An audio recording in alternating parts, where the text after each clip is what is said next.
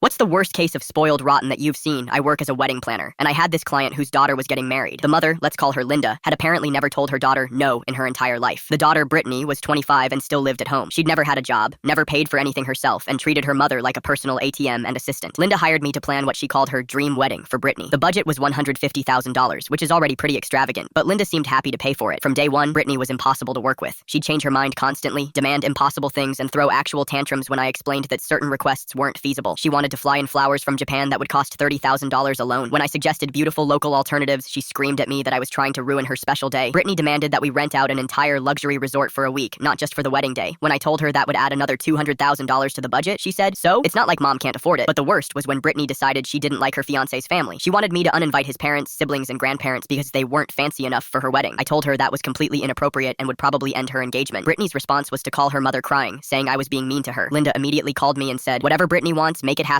This is her day." That's when I realized this wasn't just about wedding planning. Linda had created a monster, and she was too afraid of her own daughter to set any boundaries. The breaking point came when Brittany demanded that I fire the string quartet she'd originally chosen and hire a full orchestra instead. This would cost an additional $50,000 and require completely redesigning the venue layout. When I explained this to Linda, she just sighed and said, "Add it to the bill." But then Brittany decided she also wanted acrobats performing during dinner, a fireworks show that would require special permits, and a live elephant for photos. Yes, a live elephant. I finally had to sit Linda down and explain that her daughter's requests had become completely unreasonable and that the budget had ballooned to over $400,000. Linda looked exhausted and admitted that Brittany had been like this her whole life. "I just wanted her to be happy," she said. "I never wanted her to struggle like I did growing up." That's when Linda told me something that changed everything. She'd been secretly taking out loans and credit card advances to pay for the wedding. She was going to lose her house if the costs kept increasing. Linda had been too embarrassed to tell Brittany that they couldn't actually afford this wedding. She'd been saying yes to everything while quietly destroying her own financial future. I convinced Linda to let me sit down with Brittany and explain the budget constraints. When I told Brittany that her mother was going into debt for the wedding, she looked genuinely shocked. "What do you mean mom doesn't have unlimited money?" she asked. "She always buys me whatever I want." It turned out Brittany had no concept of how money worked. She thought her mother was wealthy because Linda had always made it seem that way. But here's where it gets worse. When Brittany found out her mother was struggling financially, instead of scaling back the wedding, she suggested that Linda should just get another job or ask grandma for money. Brittany actually said, "This is my wedding day. Mom should figure out how to pay for it. That's what mothers do." That's when Linda finally snapped. She told Brittany the wedding was canceled and that she needed to get a job and start contributing to household expenses. Brittany's response was to move in with her fiancé's family, the same people she'd wanted to uninvite from the wedding. But it gets better. The fiancé's family, who had been quietly horrified by Brittany's behavior throughout the engagement, sat her down and explained exactly why her attitude was unacceptable. They made Brittany get her first job ever at age 25, working at a grocery store. They charged her rent and made her buy her own food and clothes. Brittany lasted exactly 2 weeks before she called her mother begging to come home. But Linda had finally found her backbone. She told Brittany she could move back home only if she kept the job, paid rent, and contributed to household expenses. She also had to pay her mother back for the wedding deposits that couldn't be refunded. Linda told me later that saying no for the first time in 25 years was the hardest thing she'd ever done, but it saved both their relationship and her financial future. Sometimes the most loving thing a parent can do is let their child